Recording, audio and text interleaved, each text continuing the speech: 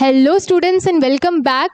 आज हम करेंगे आपके चैप्टर 8 से related questions which is about project formulation and reporting. ठीक है, कि कैसे एक प्रोजेक्ट फॉर्म होता है और उसकी रिपोर्टिंग कैसे होती है, उससे रिलेटेड कुछ एमसीक्यूज हम लोग आज सॉल्व करेंगे।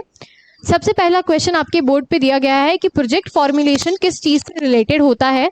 Fourth stage of project cycle, third stage of project cycle, कि सेकेंड स्टेज या फिर फर्स्ट स्टेज। ठीक है, तो अगर हम बात कर ले कि आपका प्रोजेक्ट फॉर्मुलेशन किससे रिलेटेड होता है, तो ये आपके सेकेंड स्टेज से रिलेटेड होता है। ऑप्शन बी इसमें करेक्ट हो जाएगा। फिर the purpose of project formulation क्या होता है, कि वो क्या डिटरमाइन करने में आपको हेल्प करता है, तो it helps to determine total impact of the proposed project. ठीक है, option A will be the correct answer. Next है techno economic analysis deals with the identification of. ठीक है, यानी technological as well as economical जो analysis है ये किसके आइडेंटिफिकेशन में आपको हेल्प करता है। ठीक है, so this basically helps in the identification of demand potential. Option B यहाँ पे करेक्ट हो जाएगा। Input analysis relates with. ठीक है, इनपुट एनालिसिस किससे रिलेटेड होता है, तो ये रिसोर्स की जो रिक्वायरमेंट होती है ये उससे रिलेटेड होता है। ऑप्शन डी इसमें करेक्ट है। Next, project design defines. ठीक है, प्रोजेक्ट डिजाइन में क्या क्या डिफाइंड रहता है, तो माइक्रो एक्टिविटीज जो होती है प्रोजेक्ट की वो इसके अंदर डिफाइंड होती है। ऑप्शन ए इसमें करेक्ट हो जाएगा।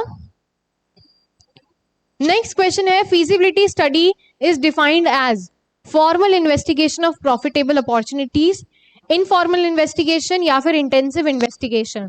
तो obviously it is a kind of formal investigation of profitable opportunities.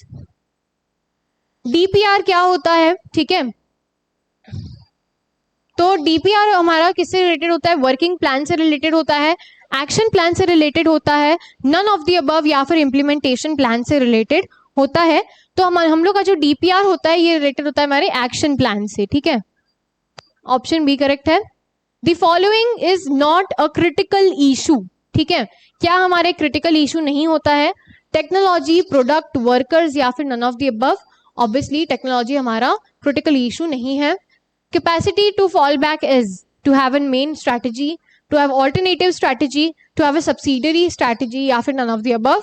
तो कैपेसिटी ऑफ फॉल बैक जो होता है वो capacity to have alternative strategy होता है। Core competency is related with, it is related with intrinsic value addition.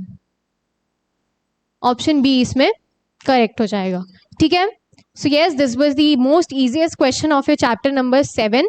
I hope you enjoyed the session. Thank you for joining and have a nice day everyone.